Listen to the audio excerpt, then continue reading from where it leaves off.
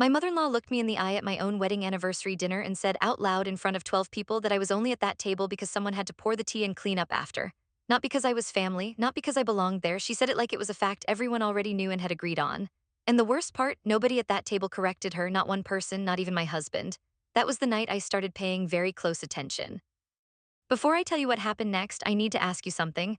If the people who were supposed to love you treated you like staff, would you have stayed quiet the way I did? Or would you have walked out the door long before it got to where it got because I stayed? I told myself I was being patient. I told myself I was being the bigger person. I want you to decide for yourself whether I was brave or whether I was broken. Hit that subscribe button and stay with me because by the end of this story, I think your answer might change. My name is Sophia, and I am going to tell you the story of 6 years of my life that I spent pouring myself into a family that had already decided, before I ever walked through the front door, that I was not worth keeping. I want to start with the dinner, because everything I need you to understand about what happened before and after can be traced back to that one night at that dining room table, with the good plates out and the chandelier on, and my mother-in-law, Miriam, sitting at the head of the table like she always did, even in my house. It was our sixth wedding anniversary. My husband Daniel and I had planned a dinner, not a party, a dinner, 12 people, his parents, his two sisters and their husbands, his aunt and uncle, his cousin Priya, and my own mother who had driven 3 hours to be there. I cooked for 2 days. I made Daniel's grandmother's recipes because I had learned them specifically to make that family feel at home. I cleaned the house myself. I bought fresh flowers. I ironed the tablecloth by hand. I did all of this because I loved my husband, and I still believed at that point that if I just kept showing up and giving everything I had, eventually his family would look at me and see someone worth loving. They did not. Dinner started well enough. There was laughter, there was wine. My mother-in-law Miriam was in a bright mood, which was always slightly dangerous because her bright moods had a way of flipping without warning. About 40 minutes in, my mother asked Miriam something politely about the house, something about whether we had renovated the back porch. A completely normal question, and Miriam looked at her, looked at me, and then said it. She said, quote, Sophia is not really the decision maker here. She is more of a helper, she keeps things running, pours the tea, handles the cleaning, that is her role. She said it warmly, that was what made it so vicious. She said it the way you would describe a useful piece of furniture, like she was paying me a compliment, and then she went right back to her food. My mother's face went still. I saw it, I know that face. It is the face my mother makes when she is choosing not to say something because she does not want to make a scene in someone else's space. My husband Daniel put his fork down, he looked at his plate, he did not look at me, he did not look at his mother, he picked his fork back up, and the conversation moved on. I sat at that table for another 2 hours, I smiled, I refilled glasses, I cleared plates, and inside something very quiet shifted in me, not an explosion, not a breakdown, more like a door closing, slowly with a soft click. I had been with Daniel for 8 years by that point, married for 6, and what I need you to understand is that what Miriam said at that dinner was not new. It was just the first time she had said it in front of my mother. It was the first time it had been said out loud with witnesses and complete sentences without any plausible deniability. Every other time before that, it had been more subtle, a comment here, a look there, a holiday I was not invited to. A family group chat I was not added to, a decision made about our lives that I found out about after the fact, a nickname she had for me behind my back that I only learned because Priya accidentally used it in front of me and then looked horrified. The nickname was the housemaid. In their language, it was more poetic than that, but that was the translation. Priya grabbed my hand immediately and said she was sorry and that she had only heard it once and had told Miriam it was wrong. I believed Priya. She was the only one in that family who ever treated me like a complete human being, but the nickname told me everything I needed to know about how I had been discussed when I was not in the room. I need to go back further so you understand how I got here, because Sophia at 24 is very different from Sophia at Thigh. RTY2, and the path between those two versions of me is the whole story. I met Daniel when we were both in our mid-20s. I had just finished my accounting degree and was working at a mid-sized firm. He was charming and kind and funny, and he looked at me like I was the most interesting person in any room. He came from a wealthy family, old money mixed with new business, and I came from a working-class family where my mother had raised me and my younger brother on her salary alone after my father left when I was 9. I was not intimidated by his money because I had my own ambitions and my own plans. I was intimidated by his family because from the very first dinner I attended at their house, I could feel that they were measuring me and that I was coming up short in some category I could not quite identify. His mother Miriam was polished and precise. She had opinions about everything and she delivered them as facts. The first time I met her, she asked me 3 questions. Where was my family from originally? What did my father do? And what size was my apartment? I answered honestly. She nodded at each answer with the slow nod of someone filing information away. She did not ask me what I was passionate about or what I dreamed of or what I thought was funny. She asked me about my background like she was doing a background check. Daniel's father, Hendrik, was quieter. He was not unkind to me directly, but he followed Miriam's lead in all things social and domestic, which meant that if Miriam did not warm to me, he would not either. His two sisters, Clara and Bet, were cordial in the surface way that people are cordial when they have been instructed to be. They were friendly enough when I was in the room, and I would later learn they were something very different when I was not. I should have seen it earlier, I should have paid more attention. But I was in love with Daniel, and Daniel was wonderful to me in private, and I believed for a long time that the family would come around. I thought I just needed more time. I thought I needed to try harder. I thought if I learned their recipes and showed up to every event and never complained and never caused a scene and never asked for anything that made them uncomfortable, eventually I would earn my place. So I tried. For 6 years I tried. I learned to cook Miriam's favorite dishes. I sent birthday cards to relatives I had never met. I showed up early to every family event and stayed late to help clean. I gave Christmas gifts that were thoughtful and personal. I remembered allergies and preferences and anniversaries. I drove Hendrik to a medical appointment twice when he could not drive himself, and Daniel was out of town both times, and I did it without being asked. I folded myself into the shape they needed, and I told myself that was what love looked like. And all the while, quietly and visibly, I was being managed out. That is the only way I can describe it now. It was not one big betrayal, it was 100 small exclusions. A weekend trip to the lake house that Daniel went on alone because Miriam had said it was family only, and then I found out Bet had brought her boyfriend of 3 months. A holiday dinner where the seating chart had everyone except me listed by name, and I was in the corner next to the serving table between the kitchen door and the wine rack like I was there to restock. A conversation about Daniel's inheritance, his grandmother's property up north, that I found out had happened at a family meeting I was not invited to and had not even been told about. That property conversation was the first real crack. Daniel came home from that meeting and he did not mention it for 2 days. I found out because Priya texted me asking what I thought about the plan, and I had no idea what plan she was talking about. I texted back and said I was not sure which plan she meant, and she went quiet for a long time and then wrote, "I assumed you were part of the conversation. I am sorry, Sofia."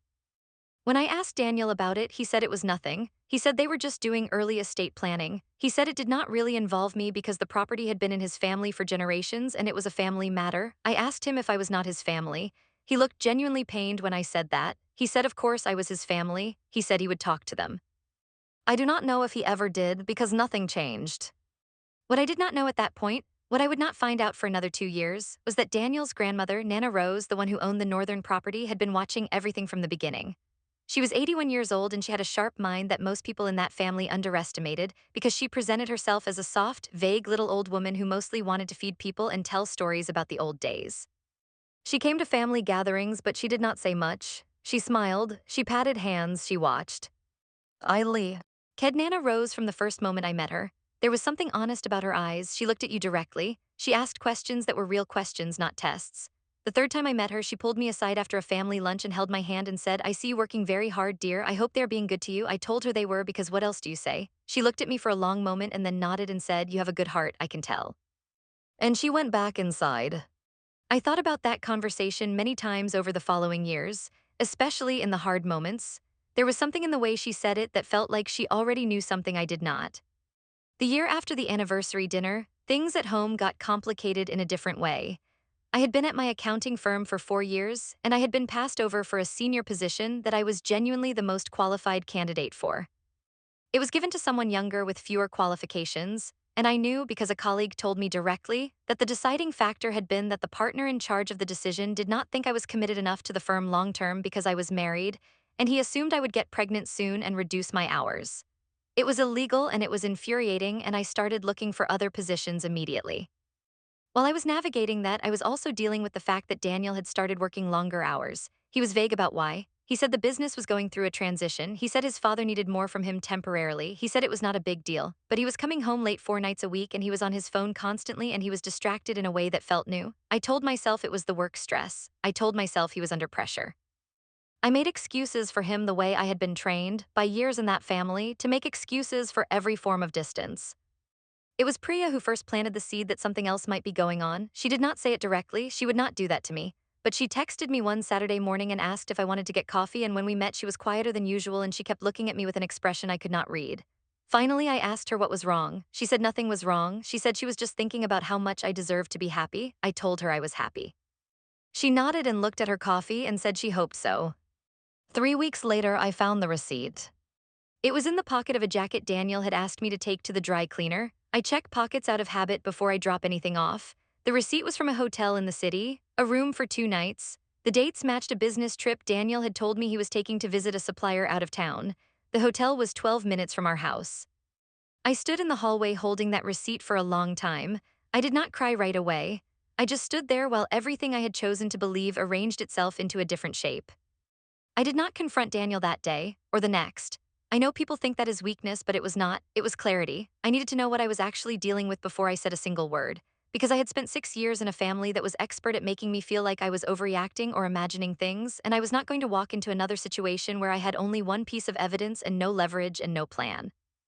I started keeping notes, not in an app, in a small notebook I kept in my car in the zippered pocket of my gym bag where Daniel never went. I wrote down dates, times he came home late, times his phone buzzed and he turned it face down, times he was vague about where he had been. I was not obsessive about it, I was methodical. I am an accountant, I know how to track things. Over the next 6 weeks, I found 3 more proof objects. The first was a charge on our joint credit card to a restaurant I did not know on a Tuesday evening when Daniel had told me he had a late call with his Tokyo office. The charge was for 2 people. The second was a voicemail I heard by accident when Daniel left his phone on the counter and a woman's voice came through before the phone locked again. I only heard 2 sentences. She said, "Call me when you can and I miss you already." The voice was not one I recognized. The third was a text notification I saw on his screen when he was in the shower. I did not read the message, I only saw the name. The name was Lena. I sat with all of this for another week, and then I made 2 decisions. The first was that I needed to talk to someone with legal knowledge about where I stood financially if my marriage was about to end.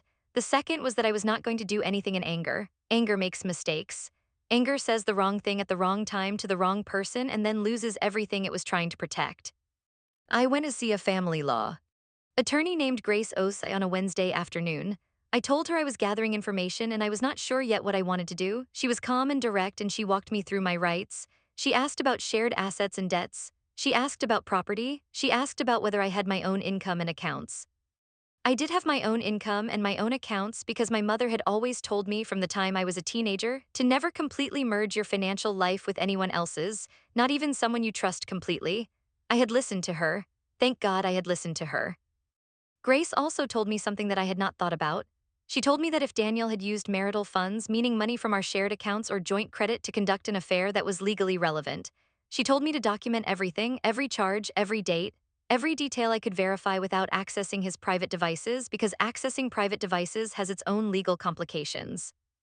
I went home and I pulled 6 months of joint credit card statements. I was the one who managed our household finances.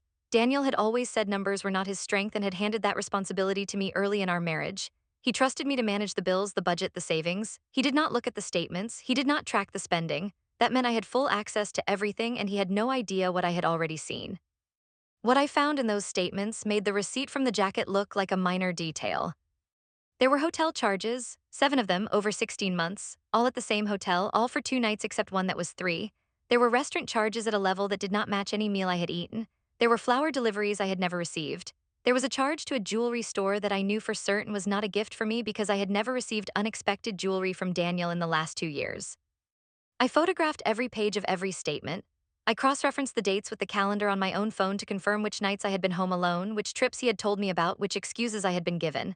Every single hotel night matched a story he had told me. Every restaurant matched a night he said he was working late or meeting a client. The story he had been telling me and the story the statements told were 2 completely different stories about the same man. I went back to Grace with all of it. She told me I had built a very clear financial record. She explained how it could be used. She helped me understand my options. And then she said something that I needed to hear. She said, "Sophia, you are not behind in this situation. You are actually ahead of it. You just have to decide what you want to do next." I still had not told anyone what was happening, not my mother, not Priya, not a single friend. I was carrying all of it alone because I needed to be sure before I let it become real by saying it out loud to someone who cared about me. The moment I told my mother it would be real, the moment it was real, there was no walking it back. The thing that forced my hand was not anything I planned. It was a phone call from Miriam. She called me on a Thursday morning in October. She was warm, she was gracious. She asked how I was doing, which was already unusual because Miriam did not typically call me to ask how I was doing. She called to give information or to request something. I was polite and careful and I waited to hear what she actually wanted. What she wanted was this. She said that Nana Rose was not doing well. She said the family was planning to gather at the northern property, the one with the ongoing estate discussion, that coming weekend. She said it was an important family meeting, and she was calling to let me know that Daniel would be attending, and she hoped I would understand that it was a private family gathering. A private family gathering that did not include me, Daniel's wife, after 6 years of marriage. I said I understood completely. I kept my voice level and warm. I said I hoped Nana Rose would feel better soon. Miriam sounded slightly surprised by how easily I accepted it, like she had been bracing for a reaction. She thanked me and we said goodbye, and I sat with the phone in my lap for a long time after she hung up. That was when I decided it was time to stop waiting. I called Daniel at work and I said I needed him home for dinner that evening, just the two of us, and that it was important. He came home, I made dinner, I was calm, I was clear. I told him I had found the receipt from the jacket months ago and that since then I had been doing what I do, which is look at the numbers. I told him I had seen the statements. I told him I knew about the hotel. I told him I had seen the name Lena on his phone. I told him I had spoken to an attorney. I did not raise my voice, I did not cry. I simply put the information on the table and us the way you put a file down in a meeting. Daniel went gray, that is the only way I can describe it. He went gray and he was silent for almost a full minute. And then he said, Sophia, I am so sorry. He did not deny it. He did not try to explain it away. He put his face in his hands and he said he had been trying to end it and he did not know how to tell me and he was sorry. He said he was sorry 3 times in a row. I want to be honest with you about what I felt in that moment. It was not rage, it was not a breaking apart, it was something quieter and colder than either of those things. It was the feeling of being confirmed, of having the truth match what I already suspected. In some dark way, it was almost a relief, because I had spent so long wondering if I was imagining things, and now I knew I was not imagining anything. I told Daniel that sorry was noted, but that I needed time and space to figure out what I wanted. I told him he needed to move into the guest room while I thought. He agreed immediately. He was so desperate and so ashamed that he would have agreed to almost anything I said. I also told him one more thing. I told him that I would not be discussing any of this with his family until I was ready. And I told him that if I found out he had discussed it with his family before I was ready, the kindness I was currently showing him would disappear completely. He nodded, he stayed in the guest room, and I went to bed in our room, in our bed, and I stared at the ceiling and I started thinking about what I actually wanted my life to look like. That weekend, Daniel went to the northern property for the family meeting. He texted me from there. He said Nana Rose was very frail. He said the meeting had been emotional. He said he missed me. I read the text and I thought about how strange it was that the same hands that had sent messages to another woman for over a year were now sending me messages saying he missed me, as if one undid the other. When he came back, he told me about the meeting. He said Nana Rose had wanted to see the whole family because she felt her time was getting short. He said there had been discussions about the property and the estate. He said his mother had done most of the talking. He did not mention whether Nana Rose herself had said much. And I did not ask because I was still in that careful, watching place, and something told me that what had happened at that property was not the whole story. I was right, but I would not find out why for another 3 weeks. During those 3 weeks, I made moves, not dramatic ones, quiet ones. I opened a personal savings account at a bank I did not share with Daniel, and I moved 3 months of my salary into it, money I had been setting aside from my own income over the years and keeping in a separate personal account my mother had suggested I maintain. I updated my resume. I applied for 2 positions at competing firms, both at a senior level that matched the promotion I had been denied. I had a second meeting with Grace to go over what an equitable financial separation would look like, and I learned things about my rights that Miriam's family had clearly been counting on me not knowing. I also finally told my mother. I drove to her house on a Sunday and I sat at her kitchen table and I told her everything, not just the affair, all of it, the 6 years of being treated like staff, the family group chat I was never added to, the seating chart, the nickname, the hotel receipts, the estate meeting I was not invited to, all of it. My mother listened without interrupting, which is not easy for her because she is a woman who responds to things immediately and with feeling. But she sat still and she listened, and when I was done, she said, Sophia, I knew something was wrong from that dinner. From that night, she called you the help. I wanted to say something, but you asked me not to. I had asked her not to, because at that point I had still been hoping. I had still been giving them the benefit of the doubt. And I told my mother that, and she reached across the table and took my hands and she said, Baby, some people will use your grace against you if you let them. You are not required to keep being gracious to people who are not grateful for it. I held that sentence inside me for days. Then the call came. It was a Monday evening. I did not recognize the number. I almost did not answer. But something made me pick up, and the voice on the other end was elderly and slightly breathless, and it was Nana Rose. She said, Sophia, is that you? I said, yes, Nana Rose, it is me. She said, good, I need to speak with you privately. Can you come to my house this week? Not the property up north, my house in the city. Can you come Tuesday? I said yes. I drove to Nana Rose's house on Tuesday morning. She lived alone in a small, beautifully kept house that smelled like old books and something floral I could not name. She opened the door herself and she was smaller than tea. Last time I had seen her thinner, but her eyes were as sharp as ever. She sat me down at her kitchen table and she poured tea and she did not waste any time. She said, Sophia, I want you to know that I have been paying attention since the day you married my grandson. I want you to know that I see how that family has treated you.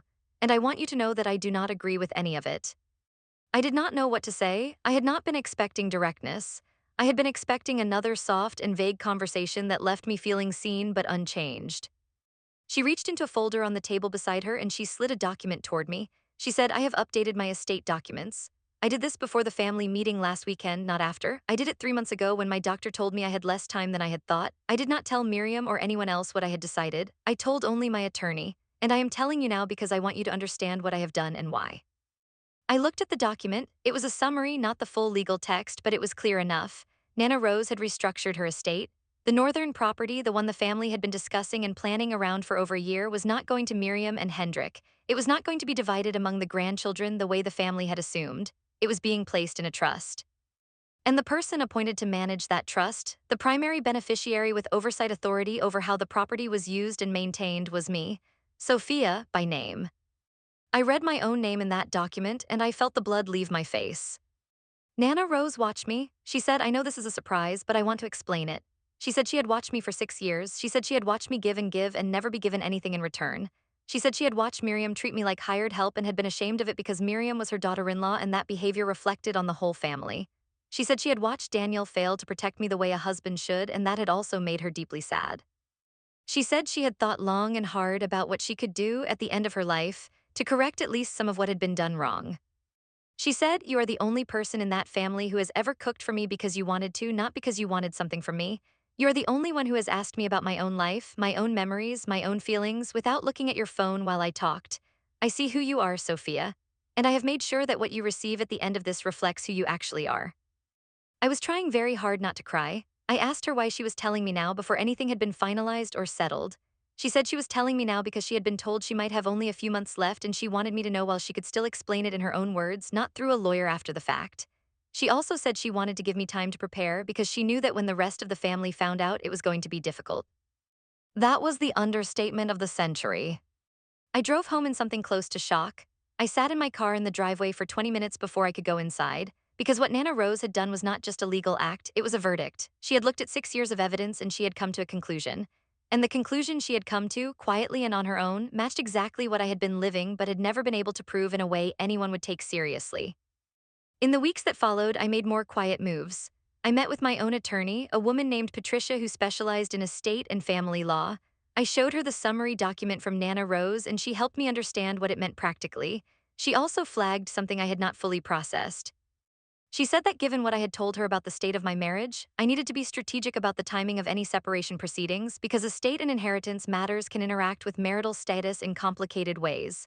She helped me understand the landscape without telling me what to decide. That was what I needed, not someone to tell me what to do, someone to make sure that whatever I chose it with full information.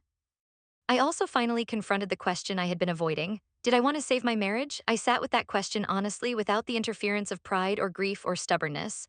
I thought about who Daniel was when he was good, and he had been genuinely good in many moments for many years. I thought about who he had been in the 6 months before I found the receipt.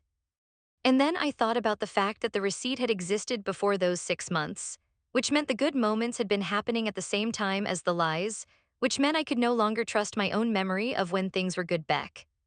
Oz, I could not tell which version of him had been present. I thought about what he had not done. He had not told Miriam to stop. He had not included me in the estate conversation. He had not corrected her when she called me the help. He had looked at his plate at the anniversary dinner and said nothing. And then I thought about something Nana Rose had said. She had said he failed to protect you. Not he is a bad man, not you should leave him, just he failed to protect you. And she had left everything that came from that sentence up to me. I knew what I was going to do before I could put it into words. I just needed to let myself know it. Nana Rose passed away 6 weeks after our kitchen table conversation. She went quietly at home, which was what she had wanted.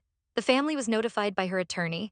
There was a small private funeral and I attended with Daniel, sitting beside him in that church, saying nothing about what I already knew, watching Miriam dab at her eyes and thinking about how different the next few weeks were going to look for everyone at that service. The will was to be read formally 3 weeks after the funeral per Nana Rose's instructions. In the time between the funeral and the reading, Miriam began calling Daniel almost daily. She was making plans. She was talking about what would be done with the northern property. She had already apparently spoken to a real estate contact about the market value of the land. She was assuming. She was building her future on a foundation that no longer existed, and she had no idea. I want to be honest about how I felt during those 3 weeks. Part of me felt guilty. I am not a cruel person. I did not want to watch someone, even someone who had caused me pain, have their expectations destroyed. But then I would remember the anniversary dinner. I would remember the seating chart with no name beside mine. I would remember my mother's face going still across the table.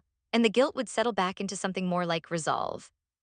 Daniel could tell that something was different about me. He had been trying in his stunned and ashamed way to show me he wanted to fix things. He was home for dinner every night. He had stopped being on his phone constantly. He had told me in a broken conversation one evening that he had ended it with Lena and that he had never stopped loving me, which is the kind of thing people say when they are desperate and scared. I listened. I did not perform forgiveness. I did not perform anger either.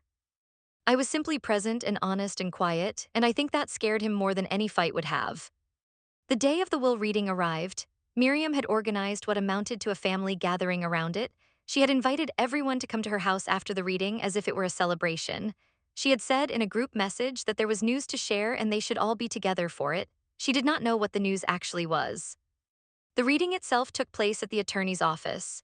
Nana Rose's attorney was a calm woman named Dr. Adelaide Webb, who had clearly done this many times and had the kind of composure that suggested she had witnessed difficult family moments and remained standing. The family filed in: Miriam and Hendrik, Clara and Bet and their husbands, Daniel, Priya and her mother, and me. Miriam had not expected me to be there. She looked at me when I walked in and there was a flicker of something, surprise maybe, or something else that she quickly controlled. She did not say anything. I sat down. Daniel sat next to me. He had not known I was coming either. I had simply gotten in the car and driven there. Dr. Webb opened the session with the formalities, reading the document clearly and professionally. There were small bequests first: personal items, pieces of jewelry, specific books and objects that went to specific people. Priya received an antique writing desk that had been in the family for generations, and she started crying immediately. Hendrik received his father-in-law's pocket watch. Clara and Bet each received jewelry.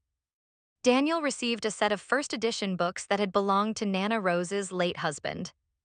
And then Dr. Webb arrived at the section about the northern property and the trust. She read it clearly, without drama, in plain legal language that left very little room for confusion. The property was being placed in a trust. The named trustee and primary beneficiary of that trust, with full authority to determine its use, its management, and any future decisions made about it, was Sofia. My name, said aloud in that room, landed like a stone dropped in a still lake.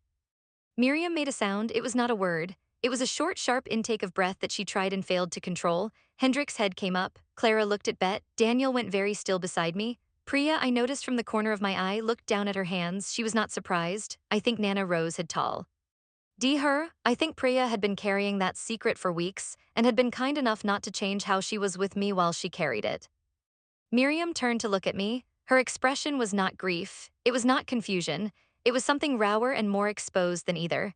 It was the face of a person watching a calculation they had been counting on for years collapse in real time. Dr. Webb finished reading and asked if there were questions about the legal process. Miriam asked, in a voice that was very controlled but not entirely, whether there had been some kind of error. Dr. Webb said there was no error. She said the document had been prepared and signed and witnessed months ago, well before Nana Rose's health had declined to the point of concern, and that it was legally complete. Nobody spoke on the way out. Daniel walked beside me to the car and he did not say anything for a long time. When we got in and the doors closed, he said, Sophia? I said yes. He said, did you know? I told him the truth. I said Nana Rose had told me herself several weeks ago and that she had asked me to keep it private until the appropriate time. He absorbed that quietly. He said, she loved you? I said, yes, she did. And he looked like that was both the saddest and most true thing he had heard in a long time. What happened over the next 2 weeks was the fallout, and it was exactly as complex and painful and revealing as I had known it would be. Miriam called Daniel 6 times the evening of the reading. I know because he showed me his phone, which was a small and meaningful act of transparency that I noted. He did not take all the calls. He called her back once and spoke to her for 45 minutes and came back into the room looking like he had gone through something. He said his mother was very upset. I said I understood. He said she felt blindsided. I said I imagined she did. He looked at me with something I can only describe as a new kind of respect, the kind that comes when someone finally sees clearly what they were not seeing before. Miriam came to our house 3 days later. She did not call ahead. She knocked on the door, and when I opened it, she was standing there in her good coat, and she looked like she had not slept properly, and she looked, I realized with a kind of exhausted surprise, old. Not old in a cruel way, just human. For the first time, she looked like a person who had limits instead of a woman who had decided she did not. She asked if she could come in. I stepped aside and she came in and I offered her tea, not out of habit this time, but because I chose to. We sat at the kitchen table and she started by saying that she wanted to understand. She said it was a shock. She said she had not known Nana Rose felt that way. She said she was not disputing the will, that she understood it was legal and final, but she needed to understand why. I told her the truth. I told it simply and without anger. I said that Nana Rose had told me herself. I said she had explained her reasoning. I said Nana Rose had believed that I had been treated poorly by the family and that this was her way of correcting the record. I said I had not asked for it and had not expected it and had not known about it until Nana Rose herself had chosen to tell me. Miriam was quiet for a long time, then she said something I had not expected. She said, I was not kind to you. I want to say that I know that. She did not say she was sorry. She did not say she had been wrong. She said she knew, which was different, which was almost more honest in its way than a rehearsed apology would have been. I said, I know you know, and I said nothing else. We sat there for a moment in the kind of silence that is not hostile, and then she stood up and she said she was going to go. She thanked me for the tea, she walked to the door, and then she paused with her hand on the handle and she said, she always liked you, you know, Nana Rose, from the very beginning. I should have taken that as a sign. She left. I sat at the kitchen table for a long time after she was gone. I did not feel triumphant. I felt something else, something I can only call the strange stillness that comes after a very long storm. Not happiness exactly, more like the particular quiet that arrives when you stop holding your breath. Clara called me 2 weeks later. Her call was different from Miriam's visit. It was more transactional. She asked if I had thought about what I was going to do with the property. She said the family had always imagined using it for summer gatherings. She said it held a lot of memories for everyone. She said she hoped I would keep that in mind. I said I would. I gave her nothing concrete because I did not owe her a plan. I was still figuring out what I wanted. And the beautiful thing, the thing that still sometimes makes me catch my breath when I think about it, was that for the first time in 6 years, what I wanted was the only thing that mattered in that decision. Bet sent me a long message. It started with sorry and then pivoted very quickly to a detailed account of everything the family had contributed to Nana Rose over the years, as if she were building a case for a claim I had not made. I read the message carefully. I responded with 3 sentences. I said I appreciated her reaching out. I said I hoped we could all find a way forward that honored Nana Rose's wishes. I said I would be in touch when I had news to share. I did not say when that would be. Priya called me, and when I answered, she just said, I love you and I know. And I said, I know you know. And she laughed a little tearfully and said Nana Rose had told her 2 months ago and had sworn her to secrecy, and it had been the hardest secret she had ever kept. I told her it meant more to me than she could know, that she had managed it with so much grace. She said that was what Nana Rose had said I would say, that I would think about her grace before I thought about my own situation. She said Nana Rose had said that was exactly why she had made the decision she made. I thought about that for days. Nana Rose watching me, making her decision 3 months before she died, not at the end in some emotional moment, but quietly, clearly, with full faculties, because she had spent 6 years paying attention to who I was when no one was giving me credit for it. As for my marriage, I want to be careful how I tell this part because it is the most personal and the most complicated. Daniel and I had long conversations in the weeks after the will reading, real ones, not the managed ones we had been having for months. He talked about why he had let things go so wrong. He talked about the pressure he had felt from his family to behave in ways he was not proud of. He talked about how he had known for years that his mother was wrong in how she treated me, and how he had told himself it was not his battle to fight, which he now understood was a form of cowardice dressed up as neutrality. He said, I let them make you invisible, and I told myself I was staying out of family conflict. But I was your family, and I was invisible too, I just chose to be. I listened to all of it, and I believed that he meant it, and I also knew that meaning something and being capable of something are two very different measurements of a person. I told Daniel that I was not in a place where I could promise him anything about our future. I told him I needed to see who he would be now, not who he said he would be, and that I was going to take the time to watch and decide. I told him that trust was not rebuilt through apologies, it was rebuilt through sustained, consistent behavior over a long period of time, and that I was not going to shortcut that process to make either of us more comfortable. He said he understood, and he started showing me day by day who he was choosing to be. I am not going to tell you sitting here today that I have all the answers about my marriage. I am going to tell you that Daniel and I are still together and that things are genuinely different, not because he said the right words, but because he changed his behavior in ways I can observe and verify. He talks to me about everything now. He tells me about conversations with his family before they happen, not after. When Miriam says something at family gatherings that crosses a line, and it still happens more rarely now, Daniel addresses it, not dramatically, but clearly. He says, Mom, that is not okay, and it lands and she adjusts. And every time that happens, I feel something heal in a place that had been bruised for a very long time. The northern property is still in the trust. I have spoken with an architect about a possibility that has been living in my imagination since Nana Rose first told me. There is a way to convert the main structure into a small retreat space, a quiet place where people can come and rest and think, the kind of space that Nana Rose herself always made with her presence. She was the retreat. She was the stillness in that family. And I think making her home into a place that holds stillness for others is the most honest thing I can do with what she gave me. I am building that plan slowly, carefully on my own terms with my own vision.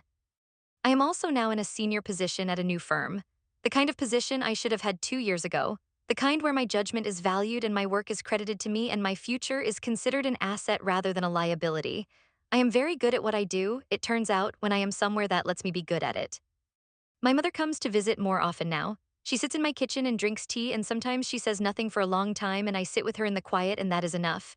She asked me once in one of those silences if I was happy. I told her I was something better than happy. I told her I was clear. I could see my life for what it was. I could see the people in it for who they were, and I was making choices based on what I actually saw, not on what I needed to believe to get through another day. She nodded. She said, "That is what your grandmother had at the end, too, that clarity." She said it was the most valuable thing a person could earn. I thought about Nana Rose when she said that. I thought about an 81-year-old woman who had spent a lifetime watching the people around her, who had accumulated her own form of wealth not in property but in understanding, and who at the end of her life had used what she had to say one more time to someone who had been overlooked. I see you. I see you, Sophia. That is what that document said, not in those words, in the most permanent and concrete language available, I see you. And that is everything. I did not need a screaming match. I did not need a dramatic confrontation. I did not need to humiliate anyone or expose anyone or win any argument. The truth did all of that on its own, quietly in legal language, read aloud by a composed attorney in a small room where everyone had assumed they already knew how the story ended. They did not know how the story ended. I did not know how the story ended, not fully, when I was standing in that hallway holding a hotel receipt and trying to breathe. But Nana Rose knew. 3 months before she told me, she had already decided. She had already written my name into the document. She had already made sure that what I had given, year after year, quietly and without reward, would not disappear without a record. Some people will use your grace against you if you let them. My mother said that. But some people will see your grace and decide it deserves to be honored. Nana Rose taught me that. And in the end, the people who thought I was only there to pour the tea found out that the woman who had been pouring the tea had also been seen, had been remembered, had been chosen, not because she asked to be, but because she deserved to be. That is the end of my story, and it is also just the beginning of the life I am building now, on ground that finally, completely belongs to me. If you made it to the end of Sophia's story, I want to ask you one thing. Think about the last time someone overlooked you not by accident but as a policy. Think about whether you called it patience or whether you called it what it really was. Sophia called it patience for 6 years. It took one 81-year-old woman with a sharp mind and a good attorney to call it by its real name. If this story hit something real in you, tell me in the comments. I read every single one. And if you know someone who is quietly carrying a version of what Sophia was carrying, send this to them. Sometimes we need to hear someone else's story to finally believe our own.